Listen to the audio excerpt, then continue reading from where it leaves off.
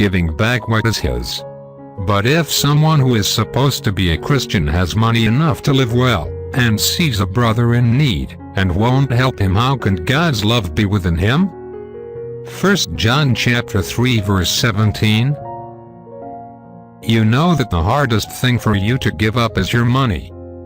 It represents your time, your energy, your talents, your total personality converted into currency. We usually hold on to it tenaciously, yet it is uncertain in value, and we cannot take it into the next world. The scripture teaches that we are stewards for a little while of all we earn. If we misuse it, as did the man who buried his talent, it brings upon us the severest judgment of God. The tithe is the Lord's. If you use it for yourself, you are robbing God. We are to take the tithe as a standard, but to go beyond the tithe is an indication of our gratefulness for God's gifts to us. In the midst of sorrow and trouble, this life has many blessings and enjoyments which have come from the hand of God.